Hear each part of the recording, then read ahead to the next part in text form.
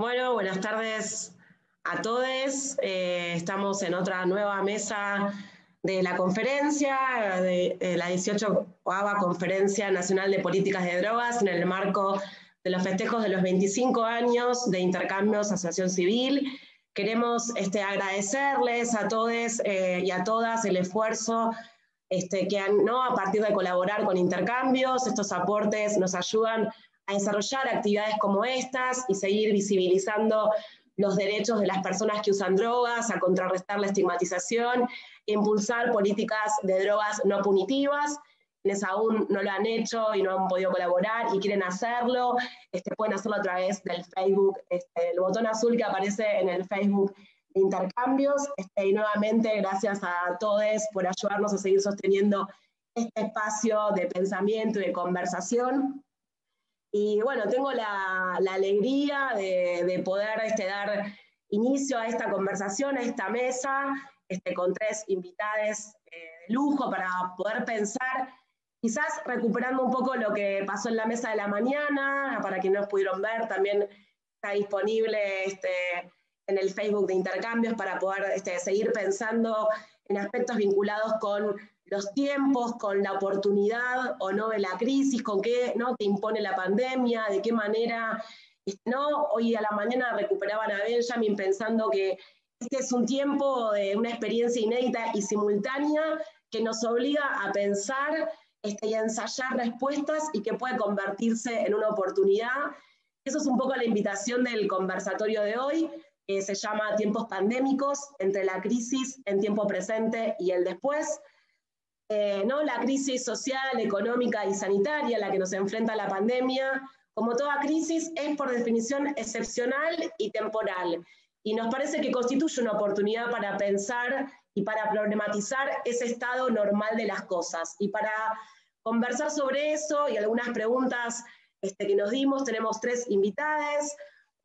Agustín Barúa Cafarena, él es médico por la Universidad Nacional de Asunción, psiquiatra de atención primaria de la salud por el Instituto Superior de Ciencias Médicas de La Habana, de una maestría en antropología social de la Universidad Católica de Asunción, también es psicodramatista y psicoterapeuta en la clínica Placera, es además investigador por la Universidad Nacional de Pilar, y es integrante del colectivo Naumbaí, después me dirá si lo pronuncié bien, de la Asociación Latinoamericana de Medicina Social ALAMES, en la sección de psiquiatría crítica en Paraguay, y es parte de la Red Latinoamericana y Caribeña de Derechos Humanos.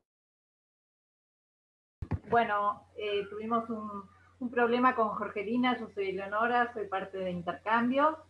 Y bueno, podemos arrancar contigo, Agustín, si querés, con tu presentación, hasta que Jorgelina también retome. Así que si querés, te invitamos a empezar a compartir tu presentación. Dale, gracias. ¿Me confirman si es que se puede ver?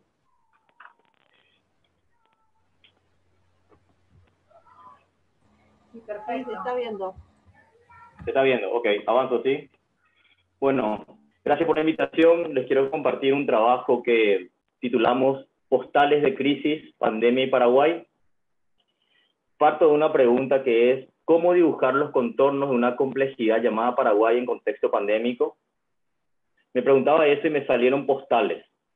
Postales compuestas por escenas locales atravesadas por este tiempo tan mundializado. Quiero introducir primero 4 palabras de época, 4 nociones que me parecen centrales en este tiempo. La primera, contagio. Un poco con esta idea de Gabriel Giorgi, que decía que el contagio, hacer visible el contagio no es nunca solamente mostrar células y procesos biológicos. Es también sistemáticamente hacer visibles los modos en que un virus pone en juego un orden dado de relaciones sociales, una forma de silenciamiento y violencia de relaciones de poder en curso y una disputa por las formas de vida. Creo que tenemos el desafío de ampliar la noción de contagio más allá de su reduccionismo infectológico biológico. Otra palabra que me parece que es de época es incerteza, ¿no? Hay una noción que me había quedado mucho de la formación como psiquiatra de Henry A., que fue un psiquiatra y psicoanalista, y él decía que toda la patología psiquiátrica era básicamente problemas con la libertad. En este tiempo donde la incertidumbre es tan transversal, tan intensamente transversal. Me viene un poco una definición de salud que usa un compañero estudiante de Psicología Comunitaria de la Nacional de Asunción. Decía, para él salud era armonía con la incertidumbre. El tercer punto también tiene que ver con qué hacemos con el auge del discurso médico-militarista. ¿Desde dónde cuidarnos? Y ahí quiero tomar también una mirada de un biólogo madrileño, Fernando Valladares, que respondía a la pregunta de cómo enfrentar esas pandemias futuras con esto. La mejor protección es la naturaleza, es la mejor vacuna, y nos la hemos cargado. La naturaleza es la tecnología más avanzada que hay. Digo esto porque, bueno, quiero asociar también a un relato que hace unos años lo daba David Choquehuanca, que fue canciller de un gobierno de Evo Morales, del MAS, boliviano. En una comparecencia en el aula magna de la Católica Asunción, él decía, el capitalismo tiene como centro el lucro, el socialismo al hombre, y nosotros al planeta. Nosotros no queremos derechos humanos, queremos derechos cósmicos. Un poco avanzado también esta idea de la dimensión de cuidado, que puede ser interesante. Y lo otro, que la cuarta noción que quería introducir tiene que ver con la idea de lo común en este tiempo, ¿no? Jaime Breil, un epidemiólogo crítico ecuatoriano, decía que esta época se caracteriza por la derrota del bien común, ¿no? Y es muy fuerte, ¿no? La idea de derrota todavía marca mucho los cuerpos en el campo progresista en general, ¿no? ¿Qué significa esta derrota del bien común? Y ahí quiero tomar por lo menos dos nociones de Bolívar Echeverría, ¿no? Un filósofo ecuatoriano. Decía, por un lado, un desplome de la visión sagrada del mundo y sus espacios naturales, que sumerge a los países en la tendencia profana y pragmática de los proyectos extractivistas. Y segundo, una caída del espiritualismo político, que degrada el valor de la gestión del Estado como herramienta para desarrollar derechos, vínculos de solidaridad efectivos para una administración social efectiva, y medios culturales para la reproducción de una identidad propia y soberana. Situación que implica un trastocamiento ético, un cambio moral y práctico de la política en manos de los poderosos, que en consecuencia impone la supremacía de los beneficios e intereses privados. Les decía que quería hablar en postales. La primera de las tres tiene que ver con políticas de basurización social, y quiero explicar un poco una noción que vengo trabajando en este tiempo de la pandemia, y tiene que ver con pensar lo público y lo privado, pensar lo estatal y las políticas públicas en la pandemia, en el caso paraguayo, ¿no? Y para eso quiero compartirles tres escenas nacionales. Primero, el endeudamiento de la época pandémica del gobierno paraguayo, ¿no? 1.600 millones de dólares para enfrentar la crisis. Endeudamiento que su ejecución efectiva en términos de los objetivos que se plantea no se está viendo, no lo vemos. Entonces hay un intenso malestar primero por eso. Segundo, en el Parlamento paraguayo hace más o menos 6 semanas se intentó grabar 3 rubros: bebidas alcohólicas y azucaradas, soja y tabaco. El tema de lo impositivo en Paraguay tiene un nivel bajísimo, entonces era simplemente ascender a un nivel, ni siquiera una discusión de fondo, en fin, ¿no? El lobby de estos 3 rubros, bebidas, soja y tabaco, impidió esto, ¿no? Y el tercer evento es que sistemáticamente durante la pandemia han habido hechos de denuncia de corrupción en el manejo para obtención de recursos materiales estrictamente biosanitarios, ¿no? Esto generó muchísimo, y eso en el Ministerio de Salud, pero también hecho de corrupción durante la pandemia en otras instituciones estatales, ¿no? ¿Por qué traigo estas 3 cuestiones, no? Porque de alguna manera me parece que las 3 ejemplifican la idea de políticas de basurización social, ¿no? Las políticas sociales basurizantes. ¿A qué me refiero? Es simultáneamente, por un lado, la intencionalidad de articular la corrección formalista, leyes, instituciones, proyectos, enunciados formalmente de manera supuestamente muy avanzada. Si se quiere, por dar un ejemplo, la Constitución Nacional de Paraguay del 92 tiene muchos elementos muy avanzados, sin embargo, esto no tiene correlato práctico. Entonces, nos parece que al lado de esta corrección formalista está el grito de no importa, que deja un introyecto basurizante en la gente, que quiere decir no importo, por lo cual no me tengo que cuidar, por lo cual tampoco tengo que cuidar al resto de la gente. O sea, esta impronta de descuido que va generando una lógica extensiva tiene que ver con esta idea de la basurización, y este me parece que es el marco estatal en que estamos. La segunda postal que les quería compartir es la nombré como el poder como víctima de su propia tristeza. Esta está hecha más en clave pinociana y tiene también 3 escenas. La primera tomo el discurso de un médico neumólogo del Hospital Regional de Ciudad del Este, que en una entrevista hizo una intervención muy, muy enojada. Tomé un extracto de eso, ¿no? Decía él en esta entrevista, y eso es lo que le molestó a mucha gente, y que se enoje también la gente, ya no me calienta, que se enoje, pero ¿saben qué? Me tienen podrido. Paro ahí. ¿Por qué digo esto? Porque de alguna manera este enojo, este malestar, que tiene un tono francamente culpabilizante de la población, salta, niega el modelo médico hegemónico, individualista, hospitalocéntrico, enfermológico, profesionalista y mercantilista que predomina, que hace que esta persona no pueda tomar la distancia para elaborar un poco su enojo desde un lugar más reflexivo, dinamizando culpabilizaciones, ¿no? Él, sin embargo, termina con esta frase: la prevención es lo más importante, ¿no? Y ahí yo quería tomar, hablando de un otro modelo que no es el modelo mayoritario, quería tomar dos citas que me parecen interesantes. Una de Lilian Terra, que habla sobre la alienación en el trabajo en APS y dice: cuando la solicitud de tratamientos individuales, las prácticas basadas en el modelo médico hegemónico, el menosprecio por las prácticas territoriales, la resistencia para desarrollar prácticas grupales, la limitación de trabajo en equipo aparecen para los y las trabajadoras de la salud como forma de cuidado que ellas no producen, como si no fueran suyas, y sobre las cuales no tienen poder de decisión. Se perpetúa la reproducción del rol asignado. Se perpetúa una idea del modelo, a pesar de que él hable de prevención y a pesar de que se enoje. Otro escenario muy fuerte fue el escrache que se le hizo al expresidente Horacio Cartes en el casamiento de su hija hace una semana, ¿no? Fue un momento donde el poder intentó lo festivo y no lo logró, ¿no? Una tercera escena fue la renuncia hace menos de una semana de un viceministro de Salud, uno de los portavoces centrales del Ministerio de Salud durante la pandemia, cuando se escaparon unos videos y fotografías de él en una fiesta privada, rompiendo todos los protocolos que él sistemáticamente estaba reivindicando, ¿no? Entonces, me parece que estas tres escenas hablan de la dificultad para poder también habilitar la idea de la alegría en el poder. El poder mismo, y esto es lo que quiero plantear, de alguna manera, cuando apunta a su fiesta, a su idea de lo alegre, encuentra contradicción en su propio modelo, ¿no? Entonces, más allá de binarismo, creo que no es solo ostentación, no es solo construcción gramsciana de hegemonía o banalidad del poder. El poder también necesita lo festivo, también necesita lo alegre. ¿Qué nos dice esto?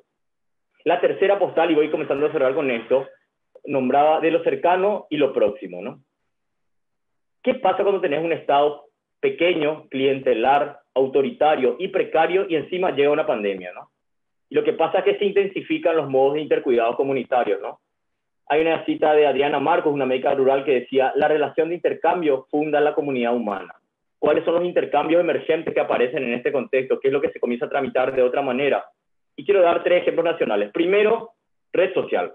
Canva Chivache es un grupal de Facebook que está centrado en el trueque. Tiene 4 criterios de intercambio: no maltratos en el grupal, no armas, no animales silvestres y no dinero. No dinero. Imagínense que en marzo el grupal tenía 22.000 participantes. Hoy tiene 611.000. Les recuerdo que Asunción tiene 550.000 habitantes, ¿no? La otra es el tema de las ollas populares. Definitivamente, si hay algo a rescatar que ha sostenido a la población, son las ollas populares comunitarias, ¿no? O sea, el problema del hambre, que ya estaba, se agudiza de una manera tal que dice la CONAT, la Coordinadora Nacional de Niños, Niñas y Adolescentes, que hay 700.000 niños y niñas que se alimentan solo gracias a las ollas populares en el contexto de la pandemia. Para una población de 7 millones de personas, el 10%. En este mismo momento está discutiendo en la Cámara de Diputados un proyecto de ley para que el Estado financie y se responsabilice de las ollas. Ya hay media sanción en el Senado, ¿no? Hay movilizaciones importantes en este momento sobre ese tema, ¿no? La tercera imagen que quería colocar, la tercera escena, tiene que ver con algo que me decía el otro día una médica de cuidados paliativos, Miriam Rivero. Ella hablaba de una frase que frecuentemente se observa en el mundo médico, que es: ya no podemos hacer nada, ¿no? Ella, que trabaja en el tema de cuidados paliativos, que trabaja en la transición vida-muerte, dice: siempre podemos hacer algo. Y solo a modo de ejemplo, para ver el cruce estatal y de las organizaciones, ¿no? Varias organizaciones sanitarias le propusieron un protocolo al Ministerio de Salud, donde trabajar el tema de la transición vida-muerte y los cuidados paliativos, ¿no? Quedó en mesa de entrada al Ministerio. Nunca no hubo respuesta, más que eso, ¿no? Me parece interesante porque quiero tomar la experiencia del Hospital Rodolfo Rossi de La Plata, donde crearon un protocolo específico de cuidados paliativos, donde decían: que si bien no es posible abrazar ni besar al paciente con COVID, hablar sí se puede. Y la palabra es clave para llenar de afecto a la persona durante el tránsito de la enfermedad y en los momentos finales. Y finalmente, para cerrar, 3 cuestiones como palabras también de época, me parece. Primero, una idea de Rita Segato que señalaba el otro día que esta es la primera pandemia de la época fukuyamesca del fin de la historia, ¿no? Este relato finalista, fatalista, fue perforado por la pandemia, ¿no? Esta supuesta eternización de un tiempo trastabilla en este momento, ¿no? Lo otro, también quería citar a Gabriel Giorgi y Fermín Rodríguez, que de una mirada Foucaultiana decían que la definición de la vida como posibilidad de error y capacidad de desvío. La vida emerge como umbral de extrañeza y anomalía respecto de los modos normativos de lo individual y lo humano. O sea, me parece valioso en este momento ver por dónde surge lo vital en este momento de tanto aplastamiento, ¿no? Finalmente, como una sociedad nacional caracterizada por esta paradoja, por sus emergencias crónicas, nosotros las crisis no están resueltas, se arrastran incluso por décadas. Me parece que no nos queda más que construir desde los cuidados, lo colectivo y lo solidario. Una definición de la filósofa brasilera Sandra Caponi, una definición muy interpelante, que la quiero hablar en términos paraguayos, que es: la salud es la apertura al riesgo. Creo que en la sociedad paraguaya nosotros no podemos no correr riesgos ante tantas emergencias crónicas y ahora también la pandemia. Es imposible no elegir algún riesgo. Creo que el desafío es intentar elegir. Me quedaría por ahí. Gracias. Bueno, muchas gracias, Agustín. Después de esta interrupción, casi que un coitus interruptus, vamos a transformarlo en humor, que me fui abruptamente de la conexión, así que después de eso pude escuchar algo, así que fuimos, por suerte, recuperando lo que vos traes también, ¿no? El cuidado colectivo, esto también es una construcción colectiva, y Paula Boltzmann, que también es parte del equipo, se sumó, así que ahí vamos a ir pensando modo de sostener esta conversación colectivamente, así que muchas gracias. Dejas algunas cosas para pensar, ¿no? Sobre cómo transformar en vital el aplastamiento, veremos cómo seguimos conversando sobre eso. Aliento a los que están siguiendo por el Facebook a que hagan comentarios o preguntas, y le vamos a dar el paso a María Pía López para que, bueno, comparta con nosotros algo de lo que está pensando, provocarnos para pensar en este tiempo. Muchas gracias, Jorgelina, gracias por el convite a pensar un rato juntos. Cuando revisaba las preguntas que nos habían mandado, aparece un término que a mí me genera como pavor cada vez que aparece, que es la idea de nueva normalidad, ¿no? Es un tipo de palabras que aparece y me da... por varias razones me da cierta impresión, porque por un lado plantea la normalidad como algo deseable, ¿no? A lo cual volver, establecer, etc., y al mismo tiempo pone sin problematización eso nuevo, como si careciera de un costado realmente dramático, ¿no? Para decirlo rápido, me hace pensar nueva normalidad en capitalismo con distanciamiento. Es decir, en vuelta al modo de lo útil con la supresión de todo aquello que tiene que ver con el derroche, con lo superfluo, con lo afectivo, con el roce, con lo azaroso, ¿no? Entonces, nueva normalidad, tal como se viene pensando, digo, no con las preguntas que nos formularon ustedes hoy, sino como se viene tratando la palabra, la expresión, ese sintagma en los medios de comunicación y cierta discursividad política de un nuevo orden posible, aparece como esto que sería posible algo de restauración del costado útil de la vida y de los flujos económicos y la posibilidad de realizarlos, suprimiendo todo lo otro que aparece como peligroso.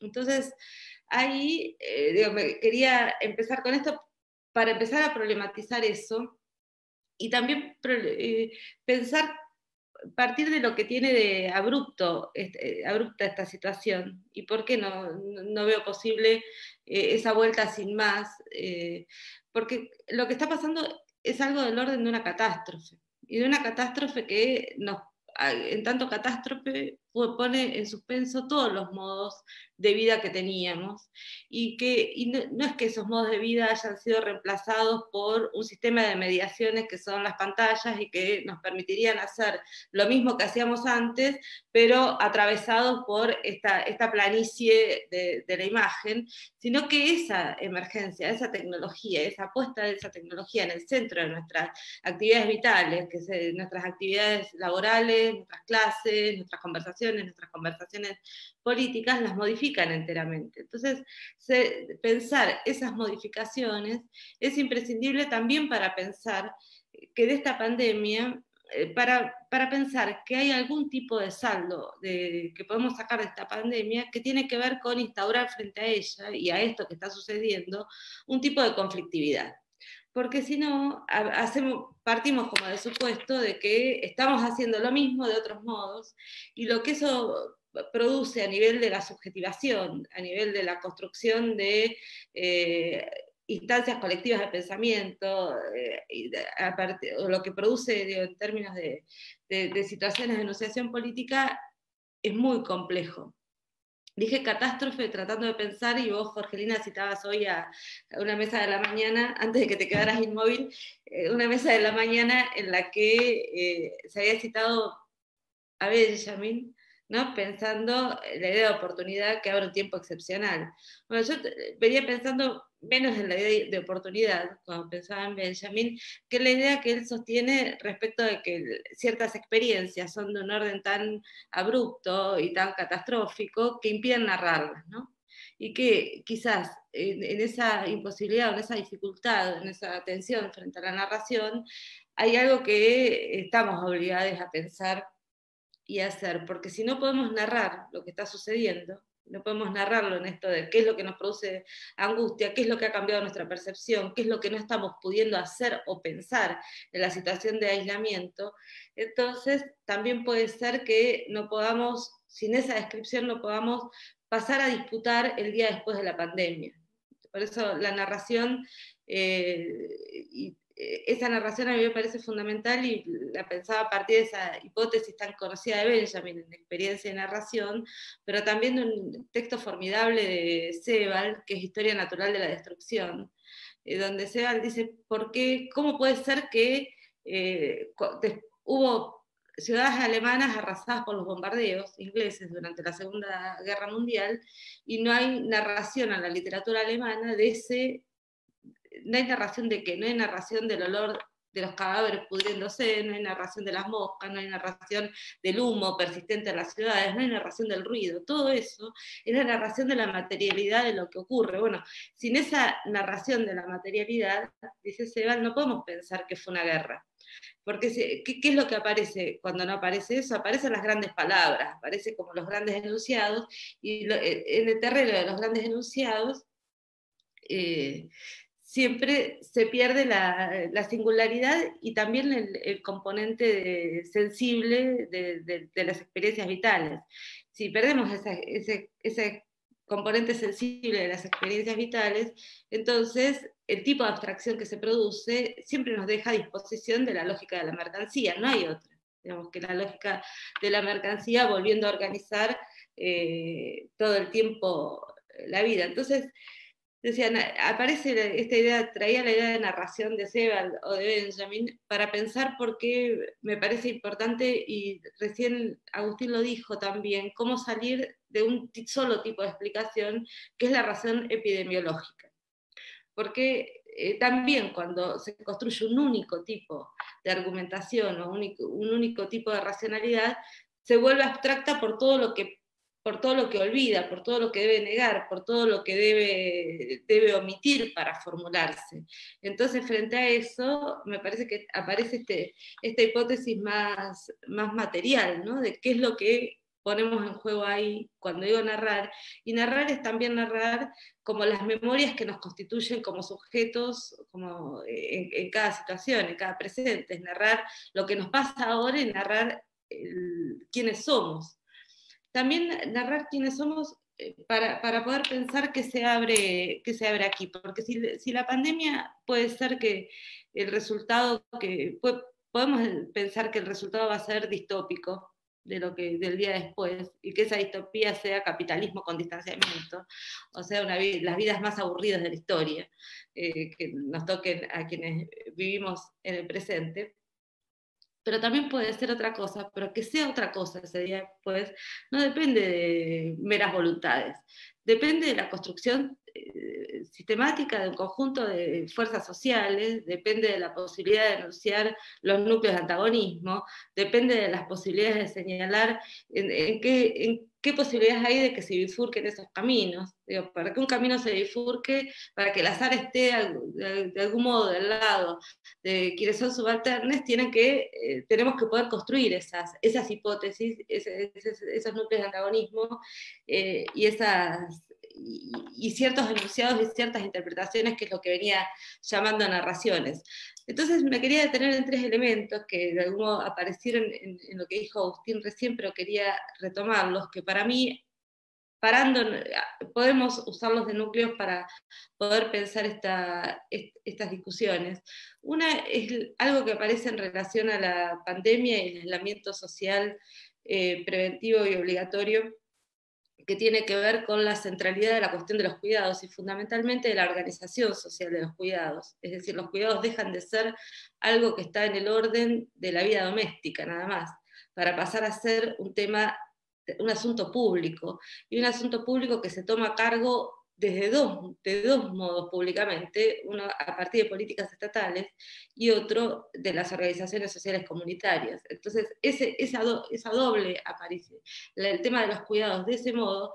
¿Por qué digo que me parece fundamental? Porque de algún modo pone en tensión el tipo de sujeto, de subjetividad que organiza la percepción liberal. Desde la percepción liberal somos individuos que tienen una responsabilidad, una culpa o un mérito. Y que si te va bien o mal, si tenés que hacerte cargo de qué pasa con tu vida, etcétera, depende de tu propio esfuerzo. Eso que es el carácter de la individualidad para el liberalismo, se pone en crisis absolutamente en esta circunstancia. Ni sos culpable solo, ni sos responsable, ni es tu mérito. Todo eso empieza a ponerse en crisis cuando aparece esta otra dimensión. Entonces, todas esas cosas que hay que resolver no se resuelven solo al interior del núcleo familiar o de la vida privada. Bueno, eso que aparece en términos prácticos, tenemos que poder formularlo como parte de una discusión más política. Y cuando digo como parte de una discusión más política es para pensar qué pasa en el momento más allá de la emergencia sanitaria y alimentaria. ¿Qué pasa después? Para pensar ese qué pasa después, me parece a mí, recuperar esta alteración del tipo, o la crisis de la subjetividad que generalmente organiza la vida social en las sociedades capitalistas, a partir de la idea de cuidado, nos exige vincular esa idea de cuidados a la idea de desobediencias. Por eso a mí me parece, porque si no, el cuidado se convierte solo en la apuesta a reproducir y garantizar la supervivencia. Reproducir y garantizar la supervivencia no nos deja en un lugar tan distinto a la idea de nueva normalidad. Nos deja en ese punto. Entonces, romper con la idea de nueva normalidad implica ir más allá del límite que nos ponemos cuando discutimos solo en términos de supervivencia.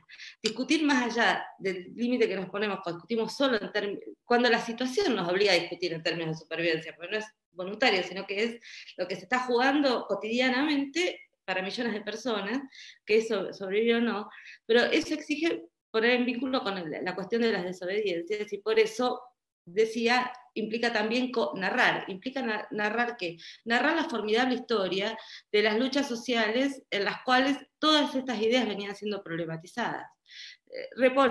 Exige para mí volver a pensar que todo esto de los cuidados ya se discutió dentro de las peleas feministas y de la acumulación que los feminismos populares vienen realizando. Entonces, en ese sentido, volver a pensar que esas tramas que se activan, y se activan con muchísima capacidad organizativa y de respuesta en una situación crítica, vienen también de un tipo de acumulación. ¿Y qué es esa acumulación la que nos permitiría pensar un día después sin la idea de normalidad? que nos permitiría pensar, o nos permitiría pensar que es posible dar una pelea. Digo, no soy nada optimista con esto, solo digo que para generar otra cosa tenemos que saber que eso es una pelea, y esas peleas se dan con la memoria de quienes somos, la memoria de lo que acumulamos, la memoria de los millones de personas que hicieron ollas porque también venían acompañando a otras mujeres a abortar, por ejemplo. Entonces, volver a juntar eso, a mí me parece que es absolutamente central. Y para terminar con esto, también porque cuando empecé usé la idea de catástrofe, y quería recuperar una idea que Flavia Costa usó en un artículo hace un tiempo, que en vez de hablar de catástrofe, Flavia hablaba de accidente normal. Y decía, un accidente normal es algo que tiene esta envergadura de desastre, pero que se produce por el tipo de condiciones en las que se está desarrollando la producción, la economía, el estado de la tecnología, la alimentación, etc. Bueno, la zoonosis y la pandemia son un accidente normal. Por lo tanto, la pregunta es si queremos volver a algo que produce este tipo de accidentes. Si no queremos volver a algo que produce este tipo de accidentes, que puede ser esta pandemia, puede ser otra, puede ser el incendio en el Amazonas o la quema sistemática de humedales en todo el territorio argentino, puede ser cualquiera de esas cosas, o el cambio climático en general, pero la cuestión es si el saldo que sacamos de esto es el saldo solo de generar nuevas formas de tecnologías de vida y de separación entre las personas para transitar cada accidente normal que nos toque. O si es la posibilidad de dar una discusión, por eso lo digo sin ningún optimismo, dar una discusión respecto de qué significa vivir en común. Bueno, muchas gracias, María Pía. Yo no sé si en el medio de que me corté la presenté, para quien no la conoce, es socióloga, ensayista, escritora, tiene muchos libros, entre ellos el último, el de Apuntes para el Feminismo, así que gracias. También pensaba un poco, antes de darle la palabra a Diego, hablando de la palabra que Agustín recuperó, ¿no? Arrancó con que la palabra era clave, María Pía también acá recupera, ¿no? O pone esta idea de la narración, y de cómo también lo que no narramos se transforma en un agujero, ¿no? Cómo evitar que esto, el orden de la catástrofe, como vos lo mencionás, o esto de lo excepcional, se entrame de alguna manera, ¿no? Digo, y ahí esta potencialidad de narrar, o no, esta urgencia o esta necesidad, de la palabra urgente también, o necesaria, de narrar algo de lo que estamos viviendo en este tiempo, porque además, en el mientras tanto, ¿no? Digo, por eso un poco la idea era esa, pensar en este tiempo del mientras tanto, porque está aconteciendo ahora, no es difícil pensar en qué va a pasar o después, o en todo caso, a qué después, o de qué estamos hablando con eso, así que me parece seguir entramando en todo caso, de qué manera seguir entramando, seguir pensando, que era un poco la provocación, así que con esto le doy la palabra a Diego Sturber, que no lo llegué a presentar. Te agradezco, Diego, que te hayas sumado. Diego estudió Ciencias Políticas, es docente y coordina distintos grupos de estudio, editó recientemente un libro que era, perdón que tengo un lío acá, pido disculpas ahí con la improvisación, y actualmente, ¿no? es parte de Lobo Suelto, así que te damos la bienvenida, Diego, nuevamente. Muchas gracias.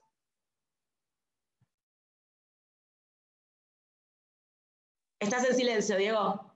Estás silenciado.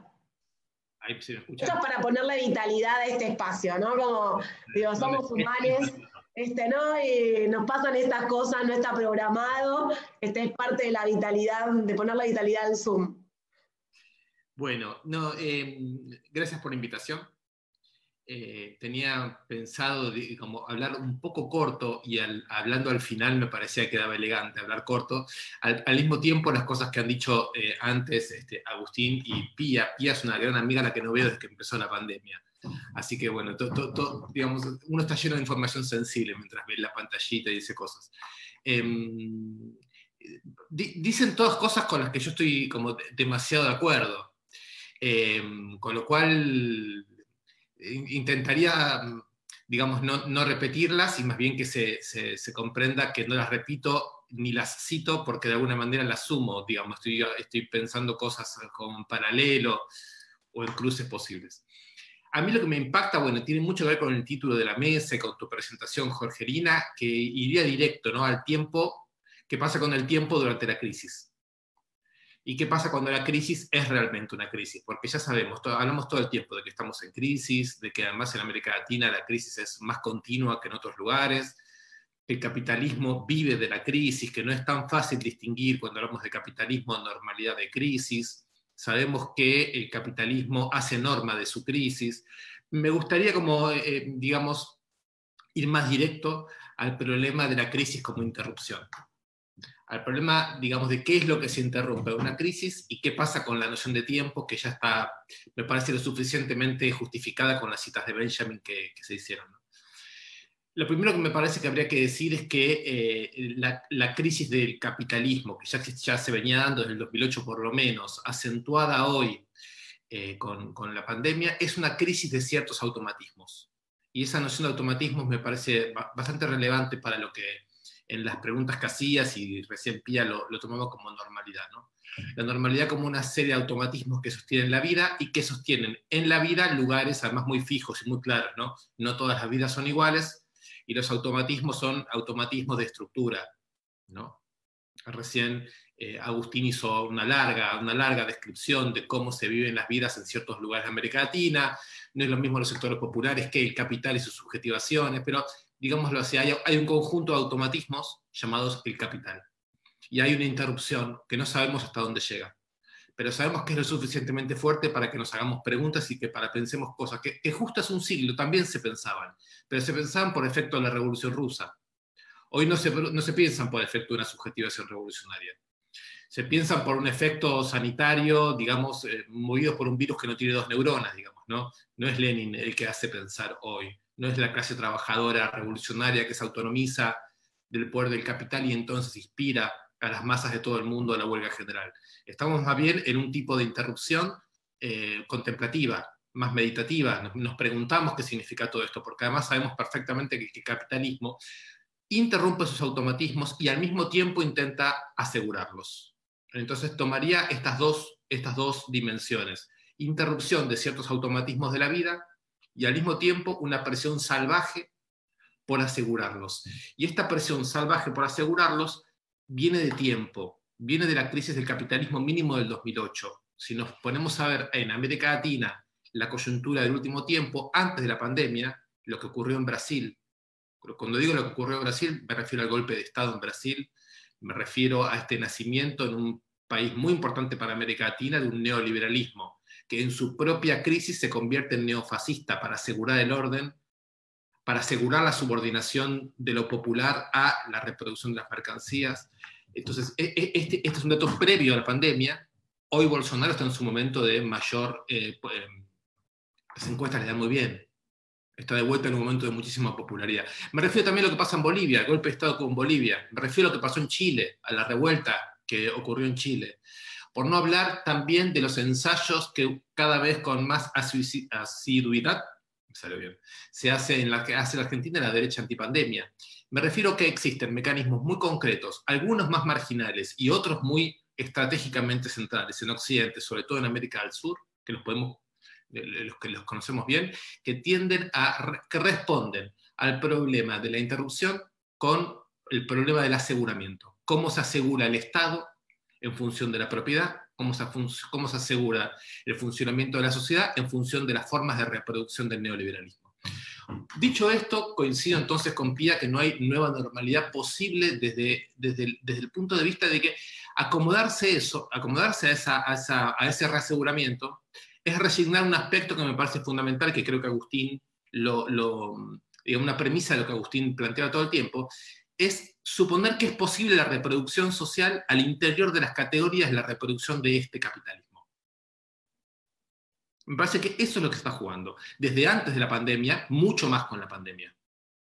Desde antes con la pandemia, porque insisto, la crisis del capitalismo ya venía, los golpes de Estado, los movimientos populares levantándose, los movimientos de mujeres, los movimientos indígenas, los movimientos de la diferencia sexual, los movimientos del trabajo precario en América Latina, ya existían. Son saberes, esto que Pia llama las memorias, que ya reunían saberes, que ya producían nuevas formas de responsabilidad colectiva, que ya producían estrategias y tácticas, que hoy aparecen todas ellas retejidas en la noción de cuidado. Pero me gustaría también, siguiendo a Pia, tomar esta idea de cuidado no simplemente de la reproducción de las funciones fisiológicas, el cuidado simplemente de mirarse a uno mismo e intentar preservarse. No simplemente este cuidado como repliegue, que sin dudas es fundamental y premisa para todo lo demás, sino pensar un poco en la noción de disputa. Acá hay una disputa, yo diría así, salvaje. Más piden consenso, más piden unidad, más se habla de la necesidad de evitar el conflicto, más salvaje se está volviendo un antagonismo que es muy, muy, muy brutal y que me parece que pone en disputa algunas cuestiones que son centrales. Yo voy a nombrar tres, que son las tres que vengo nombrando en los Zoom, digamos. No pude reacomodar un discurso nuevo para hoy, pido disculpas. Pero que esos tres serían los siguientes. En primer lugar, el lenguaje. Es importante recuperar la narración, 100% de acuerdo con Pia, es totalmente fundamental recuperar las palabras, y también hay que saber que esas palabras son ya el inicio de un antagonismo. Hay un léxico neoliberal que impregna la palabra. Cuando el presidente Alberto Fernández dice en la primera prolongación de la pandemia, nosotros elegimos la vida contra la economía, corremos peligro en el plano del lenguaje, porque la economía ya quedó tomada por los neoliberales. Economía es la empresa. Nosotros priorizamos la vida. Bueno, me parece que hay que discutir un poco el lenguaje, las palabras. Me resulta completamente impensable pensar los cuidados y la vida sin pensar la economía. Solo que la economía no es la economía neoliberal. No necesariamente es la economía del aseguramiento de la empresa, de las grandes empresas hoy salvadas pornográficamente por los estados, o los grandes bancos hoy salvados pornográficamente por los estados. Lo primero es el romper el monopolio del vocabulario neoliberal y preguntarnos si en el plano de lo que llamamos los cuidados no se dan premisas de economías comunitarias, de una reconstrucción de lo público, de zonas completamente estratégicas, la reproducción del hombre por el hombre, del hombre y la mujer por el hombre y la mujer, etc. Me da la impresión de que hay una primera cuestión ahí con el lenguaje, que deviene inmediatamente el segundo tema. Está en disputa la economía. Empezamos por hablar de economía, pero después lo que está en disputa es la economía. Lo que está en disputa es la imposibilidad de imaginar niveles de igualdad mínimamente deseables sin una transformación estructural de la economía. Esto es una evidencia absoluta. La desfinanciación de lo público, la desfinanciación de la salud, es absolutamente incompatible con las tasas de ganancias, con la declaración de las ganancias de las grandes empresas. Digamos, me parece que acá, de vuelta, no es Lenin el que lo muestra. No estamos ante una fuerza capaz de hacer una transformación de ese tipo, pero la transformación es urgente. Y la impotencia política del momento se mide justamente porque esa transformación necesaria con respecto a la tierra, con respecto al acceso a bienes públicos, a bienes de conocimiento, con respecto a los bienes de los cuidados, de la educación, es urgente, enorme, visible, ¿no? Entonces no tenemos la fuerza para hacer lo que habría que hacer, pero entonces la política está impregnada de una posibilidad, o renuncia al problema de la igualdad, y renuncia al problema de una transformación, que me parece que es más que derechos, ¿no? Una transformación, o directamente se acomoda una impotencia que deja por fuera mucha realidad social, comunitaria, política. Es muy problemático el momento, me parece, desde ese punto de vista. Y el tercer punto de disputa, la primera sería el lenguaje, el segundo la economía, me parece que la tercera es el tiempo, la idea de tiempo. No alcanza, me parece, con pensar el tiempo. Hay que preguntarse la diferencia entre la excepcionalidad, tal como los neoliberales hoy la plantean, que es durante un tiempito el Estado va a hacer cosas que a nosotros no nos gustan. Va a emitir, va a intervenir, etc. Y está muy bien que lo haga, va a ser una ayuda social, etc. Es un tiempito, es el tiempito en el cual el Estado al mismo tiempo está salvando a las empresas y está salvando a los bancos. Ese tiempito se termina, se cierra el paréntesis y se vuelve a la normalidad. Me parece a mí que nosotros no podemos aceptar ese tiempito. No hay tiempito, no hay cierre de paréntesis. Estas medidas excepcionales deberían ser ya pensadas por nosotros como diseño de un nuevo tiempo, en donde no son correcciones temporales lo que hace falta, sino que hace falta que las fuerzas colectivas que en este momento están reaccionando ante el problema, llamémoslo así, de los cuidados, sea capaz de imaginar un tiempo nuevo y no una vuelta a. Me parece que ese es un tema central. Quiero terminar hablando de cuatro fascismos que a mí me parece que recorren un poco este tiempo bajo la forma del aseguramiento. el aseguramiento del orden capitalista o la reproducción de la vida social a las categorías del capital, que me parece el tema, insisto, era el tema hace 100 años, y sigue siendo el tema hoy. Me parece que estos 4 fascismos vale la pena pensarlos. Primero hay un fascismo específicamente del capital, como lógica del capital.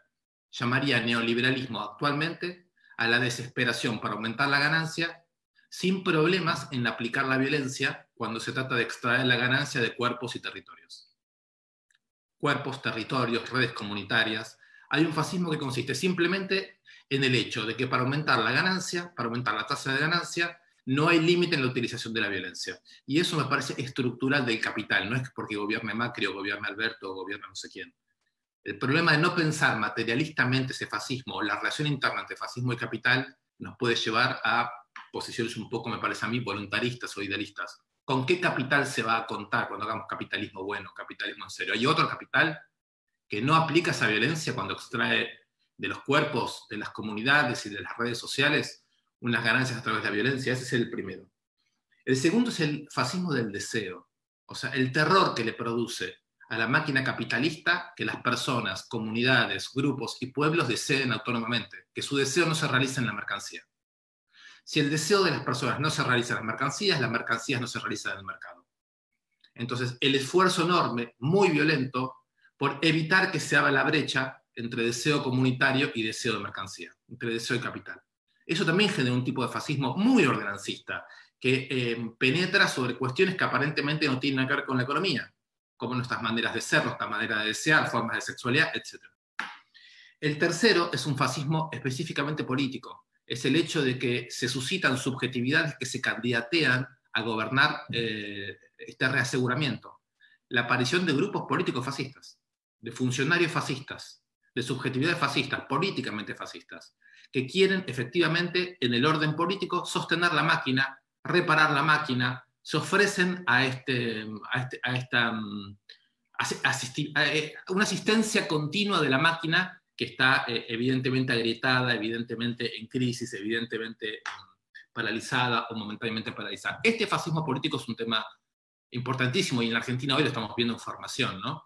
Es cierto que en la Argentina no es mayoritario, es cierto que en lo inmediato no es tan desafiante como los medios de comunicación lo presentan, pero también es cierto que es una fuerza política que se articula muy bien con los engranajes duros del sistema. Entonces es un tercer fascismo. Y el cuarto fascismo es el fascismo de los algoritmos. Es el fascismo sobre el cual el capitalismo se relanza telemáticamente. Es el fascismo que permite seguir precarizando una y otra vez las vidas de las personas en la ciudad, bajo la forma de los delivery ultra precarios, en general toda esta organización que no es como dicen los neoliberales. No hay un futuro con las tecnologías neoliberales. No hay digamos, el hecho que el capitalismo telemático pueda relanzar zonas de dinámica de acumulación, pueda asistir nuestras normalidades de clase media con deliveries y otras cosas, con Amazon y con una comunicación que sin duda es más que valorable, no quiere decir que no podamos ver que los algoritmos en este momento actúan como Marx llamó capital fijo. Son formas de coordinación de la ultraexplotación precaria de los cuerpos en la ciudad. Bueno, nada más que dar malas noticias.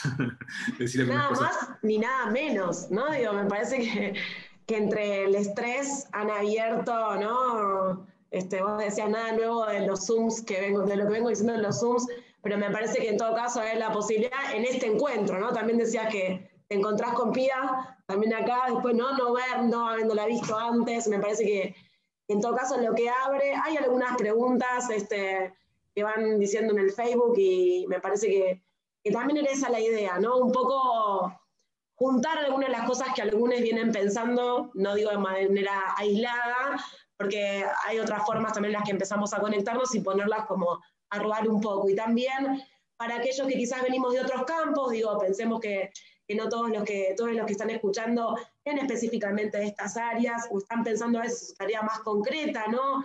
Equipos o organizaciones comunitarias, educadores, digo, que son aquellos con los que por lo general venimos trabajando en intercambios, que también están pensando o haciéndose algunas preguntas, tratando de inventar o de ensayar algunas respuestas. Entonces también la idea era tener de acá algunas pistas me quedo pensando en varias cosas, intentaré ahí como ordenarlas, pero quería recuperar antes de ir a la pregunta algo que trae Diego del tiempo, y él decía el tiempo y yo diría los tiempos, ¿no? Porque digo, hablaste de esta temporalidad de hace 100 años que vuelve, también pensar como este tiempo, ¿no? Este tiempo presente, este tiempo de la excepcionalidad que genera determinadas acciones o parches o seguir estando en lo mismo que parezca disfrazado de algo diferente. Y también pensaba el tiempo subjetivo en el sentido del tiempo no singular, sino de las comunidades, de los grupos, del modo en que esos escenarios ¿no?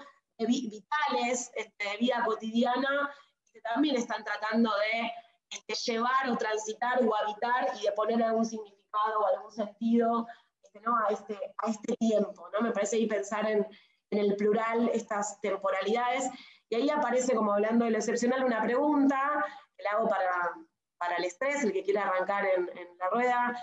Dice, ¿no les parece que las medidas excepcionales son de una precariedad y miseria vergonzosas, especialmente para pensar los grados de la miseria?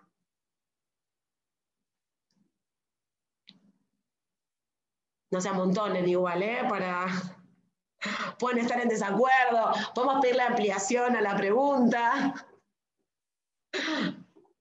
¿Se refiere a las políticas sociales actuales del gobierno argentino? ¿A eso se refiere? Entiendo que sí, que debe ser, ¿no? Estas medidas excepcionales, supongo que quizás está recuperando algo de lo que vos traías, Diego, de este tiempo excepcional. Sí, yo le hago la aclaración en todo caso de lo que quería decir. Quería decir que la palabra excepción es muy ambigua. Porque por un lado nos quita y se opone a lo normal o lo excepcional, pero por otro lado hay que advertir que en momentos de crisis tan profunda el capital siempre admite su propia excepción. ¿No? El Estado apareciendo salvando las propias relaciones de producción, o sea, los neoliberales que dicen todo mercado, están muy contentos con la aparición en este momento del Estado salvando empresas y bancos. Entonces, me parece que hay que distinguir un tipo de excepcionalidad, que es una excepcionalidad, digamos, abro y cierro un paréntesis, que es un tipo de excepcionalidad que tiende al aseguramiento de la subordinación del trabajo del capital, de lo que podría ser un tiempo nuevo, de una radicalización de lo excepcional, de un llevar lo excepcional más a fondo. Esa es la diferencia que quería hacer. Sobre si tenemos alguna opinión sobre cuál es la calidad de las políticas públicas del gobierno de Alberto Fernández hoy, a mí me parece que es muy...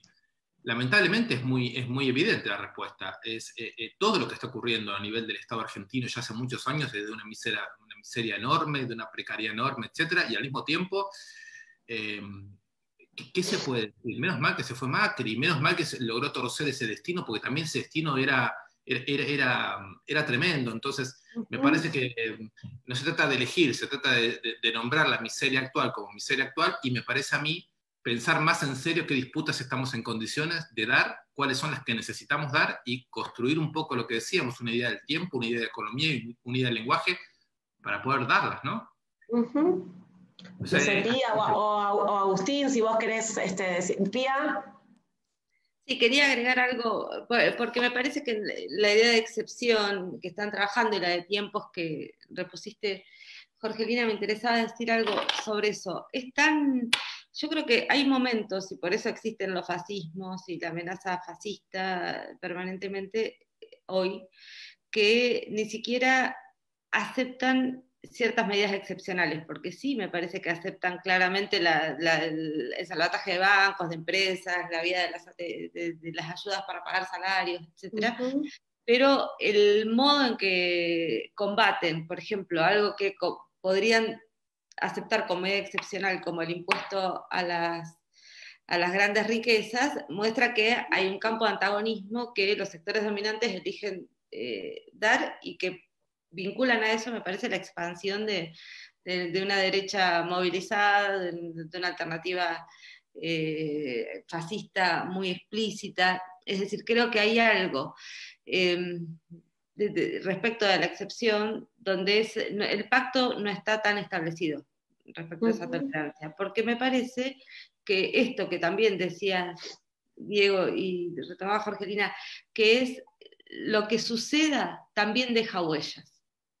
Entonces, lo que suceda deja huellas, y si hay políticas que tienen que ver con revelar el orden de la desigualdad e instaurar algunas huellas de igualdad, algunas huellas, insisto, con la precariedad, lo pequeño de lo que estoy diciendo, también eso puede tener una activación política en otras coyunturas, en otros momentos, en otras disputas. Me parece que es sobre esa relación entre igualdad y desigualdad que se sigue jugando la distinta valoración de la excepcionalidad. Uh-huh. Uh-huh. Hay muchas valoraciones positivas, me está llegando por la cucaracha del Zoom, en el Facebook, ¿no? En relación a la... Ahí te doy la palabra, Agustín, yo te doy, en relación a la posibilidad de pensar, y hay alguna pregunta que ahora te doy la palabra y ahora se las devuelvo, Agustín. Solo porque me parece que es un matiz que está bueno incluirlo. Del 54 al 89, prácticamente todo el tiempo de la dictadura tronista, la figura política de gobierno fue la renovación del estado de sitio, la renovación periódica. O sea, la excepcionalidad como práctica sistemática, que no es nada nuevo, pero que, bueno, cómo impronta las subjetividades en Paraguay, ¿no? O sea, imagínense que Mario Abdo Benítez, actual presidente, es uno de los 6 que lleva el ataúd de Alfredo Stroessner en Guaratú, estado de Paraná, donde es enterrado en su exilio. Entonces digo nomás cómo la confusión entre lo excepcional y lo cotidiano es tan tremenda, el terrorismo está tan impune, tan íntegro, que es muy difícil muchas veces ver este tipo de transiciones y de matices y de contrastes. Solo eso.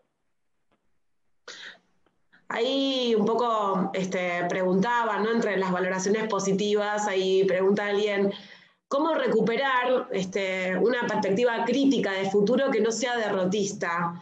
Y yo un poco, pensando quizás a que Diego terminó diciendo que habían dado malas noticias, pero un poco también lo quería unir a una de las preguntas que había en la mesa, que quizás las que habíamos pensado cuando los invitamos, que un poco tenía que ver, ¿no? Hacia dónde vamos o qué sentidos debieran adquirir, digo, en la mirada que ustedes traen, en las políticas públicas y la organización comunitaria. Digo, han planteado lo que está pasando, ¿no? Me parece que han descrito, incluso pensar ahí si es Alberto Macri, ¿no? Digo, ahí hay algunas cuestiones que nos hace difícil el tomar como una posición, ¿no? Digo, porque es como una encerrona, diría Ulloa, pero digo, ¿cómo desde su lugar, desde su experiencia, en lo que están pensando, incluso lo que han compartido, digo, ¿hacia dónde, qué sentidos deberían adquirir para ustedes, digamos? No sé si tuviéramos que pensar en un transformar. ¿Cuáles serían esas pistas? O en todo caso, como pregunta Mario,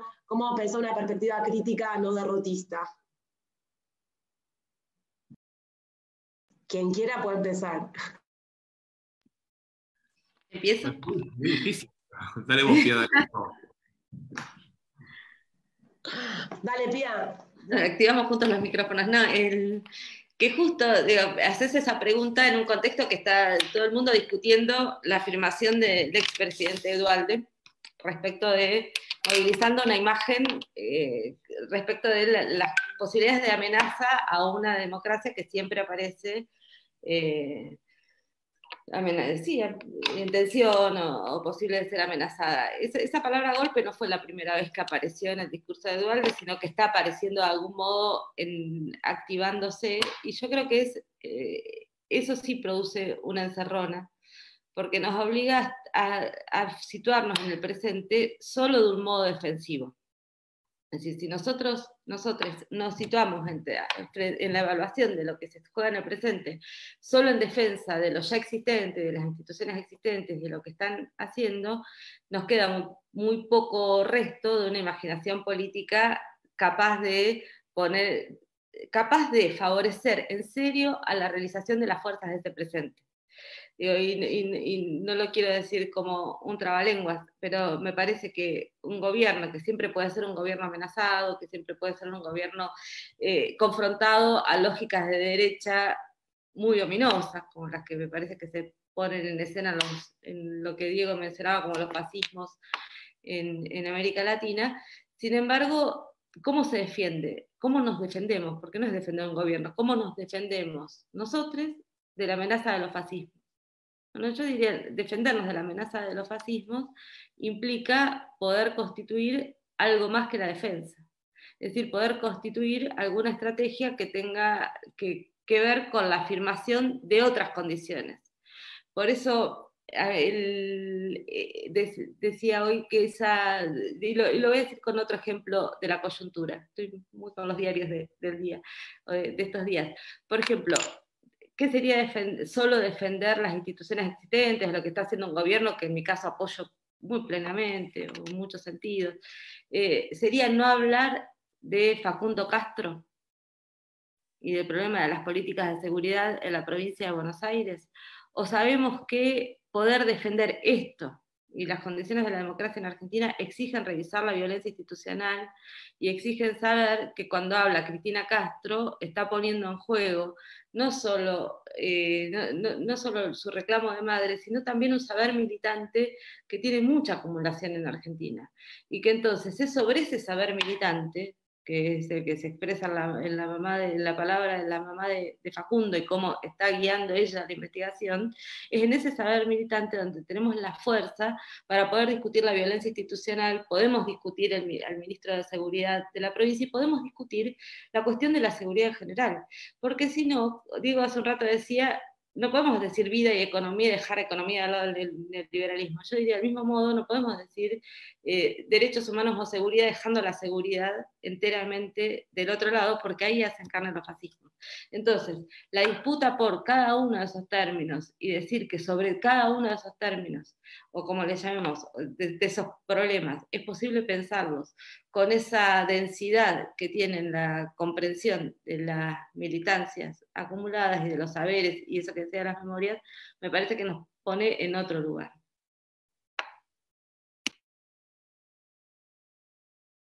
Diego, vos estás silenciado, Diego. Sí, me cuesta mucho, la verdad, la respuesta al asunto. Yo creo que el pesimismo histórico, digamos, al que tenemos derecho, por lo menos una cierta generación, digamos, tenemos derecho a saber que las cosas no van a salir bien, no puede ser un pesimismo teórico, ontológico, existencial. Son dos cosas distintas y en esta última no me gustaría ningún tipo de confusión. A mí me parece que si decimos que hay dos tiempos, que hay tiempos en disputa, que hay lenguajes en disputa, que hay economías en disputa y que además los momentos donde mejor se pudo cuestionar la forma de visibilización que en general el orden organiza, quién es visible, quién no, quién vale y quién no, qué cuerpos son asesinables y qué cuerpos no, cuáles son ultra explotables y cuáles no, si han tenido momentos de revisión son los momentos de rebelión. Son los momentos de mayor resensibilización del campo histórico y social. Yo siempre, digamos, tengo las mismas referencias, porque quiero hablar de la dictadura para acá, de quiénes somos nosotros después de la derrota de los 70, pero el movimiento de los derechos humanos fue eso de manera muy fuerte en Argentina, ¿no? Cuando pienso en los movimientos piqueteros del 2000, 2001, fue muy fuerte esa aparición de los que estaban condenados a desaparecer, sosteniendo la fuerza mínima necesaria como para decir esto se resuelve de otra manera. Y me parece que este impulso, lo que Pía está llamando las historias de las militancias, están presentes, están tensando el asunto. Yo me lo preguntaría de esta manera. ¿Cuál es el problema del capitalismo para resolver su crisis? La imposibilidad de aumentar ilimitadamente la explotación. ¿Y qué es lo que impide la agudización, la intensificación de la explotación? Siempre resistencias. Siempre resistencias. No serán las que queremos, no serán las que nos gustan, no serán totalmente lúcidas, no estarán a la altura de no sé cuál revolución, pero ese es el punto de partida. Creo que sí, le entendí bien a Pía diciendo, las estrategias de defensa son ya estrategias de enfrentamiento, son ya puestas del límite para avanzar en la discusión, son ya estrategias de transformación. Entonces, tengo toda la impresión de que en el plano político los llamados gobiernos progresistas, etcétera, son un poco de tiempo, a veces a favor y a veces en contra, pero son un poco de tiempo, no son un proyecto de transformación. Esas huellas de la igualdad de las que habla Pía tienen que, yo creo, ser reactivadas, ser prolongadas, ser intensificadas por este tiempo, que pues, tal vez sea un tiempo más largo, que es el tiempo más comunitario, o más de resistencias, o más de luchas, que en América Latina es muy rico, y que creo que no se terminan de sintetizar, por suerte, en forma de Estado, porque este Estado no tiene cómo acogerlas y no tiene cómo relanzarlas. Entonces esa articulación entre un momento en donde defendemos un mínimo y el momento más estructural en donde reconocemos el enfrentamiento, donde reconocemos la contradicción, donde reconocemos el antagonismo y lo queremos, me parece un tema fundamental. Sobre todo cuando cito las Madres del Plaza de Mayo es porque estoy pensando en el enfrentamiento en estos términos, en donde enfrentamiento no quiere decir, como decía León Rositner, aceptar la teoría de la violencia que la derecha nos propone, sino todo lo contrario, es desactivarla. Lo propio de los movimientos populares de lucha en América Latina, sea más de raíz comunitaria indígena popular, sea más de los feminismos, sea más del trabajo precario, sea más de organismos de derechos humanos, no replican el espejo de la violencia. El enfrentamiento o el antagonismo se lo piensa, yo creo que desde la desactivación de la violencia, desde la proposición de formas asimétricas de crear sociedad y sobre todo de no subordinar la reproducción de la sociedad a la reproducción de las categorías del capital. Me parece que la verdad es que hoy, por lo menos en el terreno del discurso y del pensamiento, hoy podemos volver a formular esto y a ver en dónde nos deja, en qué punto nos deja. Ahí tengo una pregunta para Agustín. Retoma, ¿no? Dicen que Agustín dijo, no podemos no correr riesgos. Y no, dicen, recuerdo una frase hermosa, la vida sin riesgos es invivible. ¿Cómo elegir de la manera más colectiva posible cuáles son los riesgos, cuáles son los que estamos dispuestos a correr? ¿Cuáles son los necesarios que nos hacen recordar que estamos vivos? ¿No? En el sentido de asumir riesgos. ¿No? Incluso dice, bueno, gracias a las aportaciones que están haciendo, la discusión de los modos de producción es una cuestión central. Si no, lamentablemente, pienso que de esta situación de encierro no se sale más o se saldrá solo por un tiempo para volver. Agustín, no sé si querés ampliar un poco más esto de los riesgos. Quería tomar la anterior primero, ¿sí? Vos usabas la palabra no derrotista, y a mí me parece que hay una palabra que a mí me sirve en esa línea que es ferocidad, ¿no? O sea, el movimiento del capital con su ferocidad. Yo me acuerdo de una escena, en el 2012 yo estaba viviendo en Asunción y fui a vivir a Montevideo, y en febrero de 2013, después del año del golpe de Estado a Lugo, estuve en Carnaval de Montevideo y vi los chistes sobre el Frente Amplio y salí muy enojado. Yo decía, ¿ustedes piensan que el proceso uruguayo no se puede interrumpir? Que aquí el fascismo nos puede dar un golpe y no hablar de una institucionalidad fuerte, acá no somos, no sé qué, ¿no? Y después cayó Lula y después cayó Dilma. O sea, yo creo que hay una cuestión que hay que reconciliarse con esta ferocidad y eso no se nos puede perder de vista, ¿no? Como un elemento a tener siempre presente. Lo otro es, a mí me preocupa mucho para estas discusiones la construcción binaria, moralista de los sujetos, ¿no? O sea, es muy fácil que nos permeen ciertas cuestiones que parece que hacen que, bueno, uno construya una mirada de que me impide toda interlocución. Nosotros vivimos fuertemente en el 2012 justamente con la cuestión entre los soberanos, que eran, bueno, para nosotros eran golpistas, ellos eran soberanos, nos acusaban de estar aliados con la Triple Alianza, se traía la guerra del 70 con Argentina, Brasil y Uruguay de nuevo, y nosotros, como el ala progresista era eso, ¿no? Entonces era muy difícil establecer puentes de comunicación más allá de las élites. Y a mí eso me parece un problema fundamental.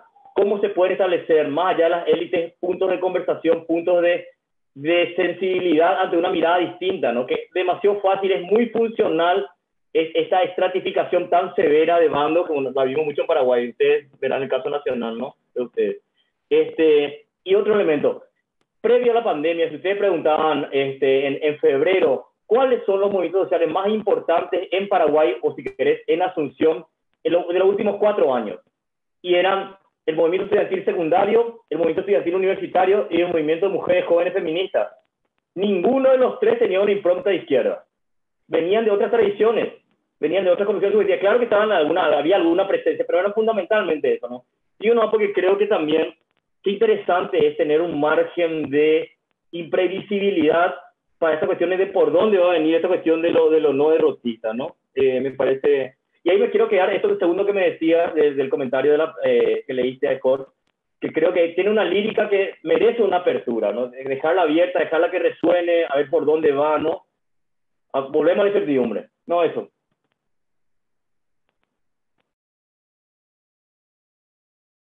En silencio.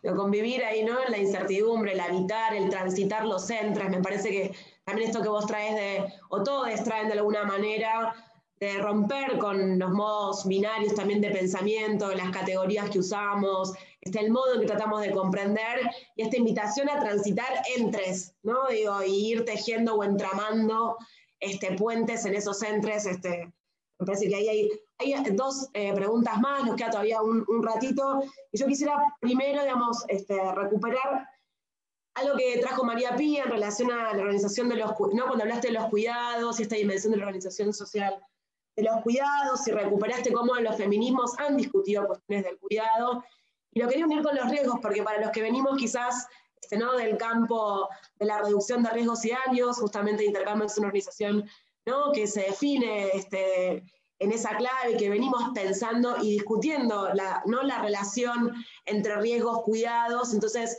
quería ver si María Pía podías ampliar un poquito más, quizás para los que están escuchando, que no estén tan cercanos, si podés como ampliar un poquito más esto que vos mencionaste un poco al principio de tu posición en relación a los cuidados, o cómo los feminismos han problematizado los cuidados, o cómo lo entendés también para pensar hoy que se nos convoca al cuidado, o a en realidad un control, ¿no? Digamos, cómo el cuidado se está transformando en un control, incluso bajo ese control el aumento hasta de la violencia, ¿no? Digo, lo que aparece es como esta policía de balcón que bajo la idea del cuidado controla cuerpos, ¿no? Violenta, no sé si puedes ampliar un poquito.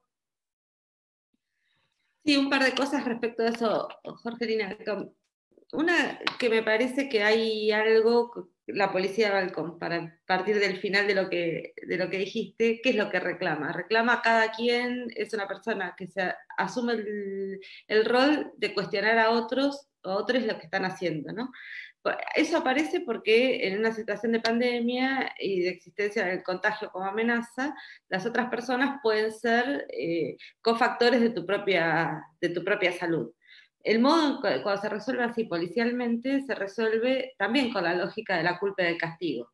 Es decir, te puedo señalar a vos que no sos lo suficientemente responsable y te puedo castigar o culpar por eso.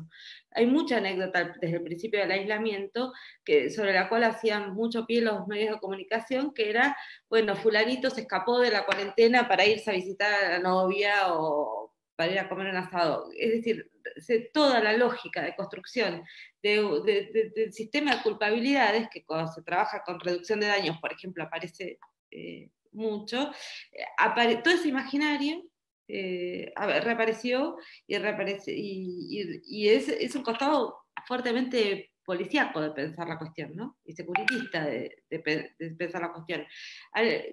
¿Qué otros modos me parece que se ponen en juego? Bueno, tomarnos en serio que el cuidado es algo del orden de lo común.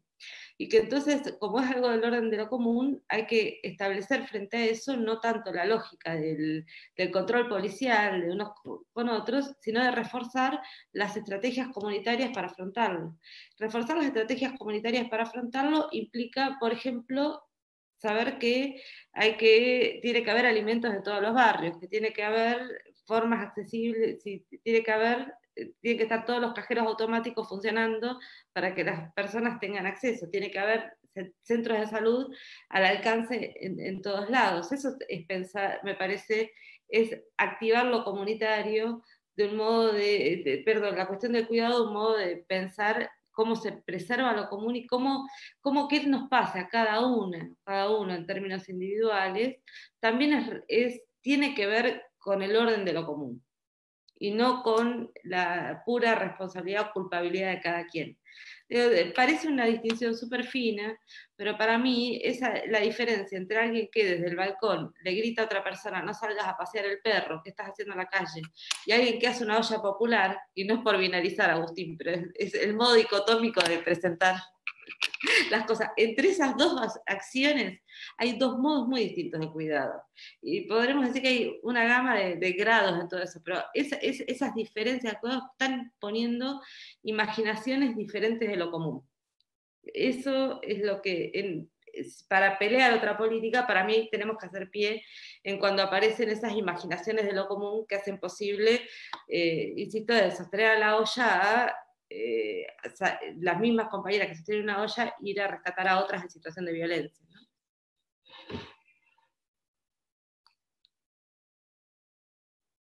Estoy en silencio, perdón. Ya estamos como cerrando un poco la mesa, hay muchas resonancias, ¿no? Palabras que insisten en el chat hablando de las palabras y del lenguaje, que parece que no significativas, en relación a desactivar las violencias, a dar la disputa por el lenguaje, estas concepciones sobre el contexto de catástrofe, esta idea de lo común, digo, hay como resonancias que invitan a seguir construyendo pensamiento, ¿no? Me parece que hay algo ahí, que era un poco también el sentido de este pensar en conversación, no tirar ninguna respuesta como única o como la respuesta, sino algunas pistas, decimos algunos en el equipo, para no ir navegando. Hoy a la mañana hablaban también del mapa de la fiesta, ¿no? Para recuperar algo el orden de lo festivo. Entonces, bueno, son también estas algunas pistas para no ir entramando y construyendo. Sí me gustaría, para cerrar en una última ronda, que cada uno de ustedes pueda decir algo, con qué incluso en este mismo sentido, con qué se quedan, más que lo que habían pensado, ¿no? Con qué también se quedan, o qué quisieran como compartir ahí en un rondín, decimos ahí en las organizaciones, donde cada uno pueda también dar su cierre a este espacio, pequeño, así, micropolítico de conversación. ¿Quién quiera empezar? A ver, a mí dos cosas me quedo pensando. La primera tomo muy fuerte lo de Agustín cuando habló de carácter bien ambiguo que tiene lo excepcional en el caso de Paraguay. Esos tiempos donde la norma y lo excepcional se trenzan de una manera, él volvió sobre el tema diciendo evitemos los dualismos moralizantes. Me parece muy interesante tomar la singularidad de territorio latinoamericano, sudamericano, no reducirlo simplemente al espacio global y a las discusiones globales y a una situación global, pensarle un poco la dimensión. Me parece a mí que en lugar de disolver el antagonismo, hay que ser capaz de recrearlo sobre toda esta base de ambigüedades y de complejidades y sobre todo tomar en cuenta que el antagonismo nunca es moral, ¿no? Nunca es moral. El antagonismo justamente es la posibilidad de reabrir, no la posibilidad como de dar vuelta a la estructura de poder, sino de reabrir las posibilidades, reabrir las vitalidades, de reapropiar. Me parece que esto es un tema central. Y otro tema que me quedé pensando mucho es hasta qué punto la diferencia entre la economía y la política nos juega en contra. Seguir pensando que una cosa es la política y otra cosa es la economía. Entonces me da la impresión de que es lo mismo, modo de acumulación de capital y forma de tomar las decisiones. Tiene una organicidad que se nos va, que se nos pierde. Me da la impresión, por lo tanto, que toda creatividad, todo conflicto, todo desplazamiento, toda innovación que se da en el plano de la política y que no afecta en la economía es impotente. Y el que se da en la esfera de la economía y no afecta a la decisión también es impotente. Por lo tanto, tal vez algo que haya que pensar es si en esta trama de cuidados no se trata justamente de reunir este doble desplazamiento. Al mismo tiempo generar trama comunitaria y al mismo tiempo construir forma de toma de decisiones. Cuanto más al centro estas tramas estén, más interesante será lo que se llama democracia, progresismo, izquierda o como se lo quiera llamar. Y cuanto más escindido esté, no importa con qué tradición lingüística se lo revista, me parece que estaremos en una situación de ocaso de lo político que me lo imagino como muy brutal y muy violento. Gracias, Diego. No sé si Agustín o María Pía, ¿quién de los dos quiere seguir en la ronda final? Tomo la posta, sí. Yo quiero agradecer primero la atención, cuidado, desobediencia a María Pía, que creo que es central, desnuda, interpela y desidealiza también de cierta forma, ¿no? Parece que es un tiempo, retomo la idea de ferocidad en que esas cuestiones no nos podemos permitir, me celebro esa alarma que colocó. Quiero celebrar también los cuatro fascismos, las tres cuestiones a recuperar que Diego colocaba, me parece que da una estructura para la mirada, enfoca, agudamente enfoca, ¿no? A mí me queda poco en este tiempo de disciplinamiento biopolítico a lo pandémico, ¿no? ¿Qué es lo que el discurso biomédico niega en su decir? ¿Cuáles son sus prácticas de ocultamiento? Me parece que ahí es donde estamos como desafiados. Creo que mucho de eso lo pudimos hacer ahora y me parece que estamos en esa línea y creo que hay que seguir fertilizando eso. Gracias, Agustín. A mí me parece, lo escuché con mucho interés todo y Y esto que acaba de señalar Agustín, ¿no? Porque me parece, y vuelvo a lo de la defensa anterior, estamos en condiciones de decir que aceptamos el discurso sanitario, médico, epidemiológico, la racionalidad científica que se pone en juego a la hora de decir cómo generar ciertos cuidados, pero al mismo tiempo sabemos que eso implica como una subjetivación muy recortada y que si no se acompaña la movilización de una fuerza crítica también respecto de eso, que amplíe las condiciones en las que estamos pensando, también genera una situación muy, muy problemática. Yo quería quedarme con dos palabras a partir de eso y de todo lo que estuvimos conversando. Una es la pregunta permanente por la subjetivación, qué es lo que se está subjetivando en cada situación, qué es lo que sucede con esta racionalidad, con estas palabras que se ponen en juego, con la economía, tal como se pone en juego, o los límites, o la impotencia que a veces nos pone en juego. Y la otra, la idea que apareció recién en el discurso de Diego de politización. Me parece que hay algo que todo, cuando decimos subjetivación, en realidad estamos diciendo de cuáles son las formas de sensibilidad que se ponen en juego, cómo son afectadas esas sensibilidades, pero también qué posibilidad de politización tienen. Y me quedaría con esa última expresión, la de politización, porque es la que nos convierte, me parece, nos pone una exigencia. Nos pone una exigencia de poder decir, pensar o afirmar cuál es nuestra interpelación sobre lo que está sucediendo. Yo les agradezco enormemente su generosidad en compartir, en pensar, en aceptar esta modalidad, las interrupciones que tuvimos y en la posibilidad también de que otro montón de personas que quizás no están tan metidos en estos temas, ¿no? Poder como animarnos a construir, a desobedecer. Yo me quedo pensando mucho, y quienes ya me conocen lo digo siempre, pero no por eso lo voy a dejar de mencionar, cómo pasar, ¿no? Digo, de cierto síndrome o cultura de la mortificación, diría Ulloa, a una contrapedagogía de la ternura, y esa contrapedagogía de la ternura tiene que ver con la organización, tiene que ver con la politización, tiene que ver con el reconocimiento del otro, tiene que ver con lo que decían de recuperar la palabra, de disputar la palabra, de desactivar las violencias, de recuperar las experiencias vitales, ¿no? Y incluso de instalar conflictividad, ¿no? Me parece que eso también, y de habilitar otras voces y otras miradas y otros modos también de comprender y reconocer. Así que les agradezco enormemente, también a todos los que estuvieron siguiendo esta conversación y todas las mesas de la conferencia. Estamos terminando el tercer día. Mañana tenemos nuevamente a las 10 de la mañana otra mesa coordinada por Graciela Toucé, que se titula Cannabis, presente y futuro de la regulación, en el que van a estar como invitados Martín Gelsma, María Soledad Pedrana y Facundo Rivadeneira. Los invitamos a seguirlo por el Facebook de Intercambios. Y nuevamente volver a agradecer a todos y a todas los asistentes, a todos los que están mirando, a todos los que han podido colaborar con Intercambios. Como decíamos al principio, estos aportes nos ayudan a seguir desarrollando actividades como estas, a seguir visibilizando, ya no diría solo los derechos de las personas que usan drogas, sino los derechos de las personas, de reducir vulnerabilidades, de contrarrestar estigmatización, de promover organización y de impulsar políticas de drogas o políticas no punitivas. Así que a quienes no lo hicieron pueden colaborar a través del Facebook de Intercambios. Les agradezco nuevamente, Diego, María Pía y Agustín, y a los demás nos vemos o nos encontramos en el Facebook o en los espacios que nos podamos encontrar mientras podamos encontrarnos de esta manera. Así que muchas gracias a todos.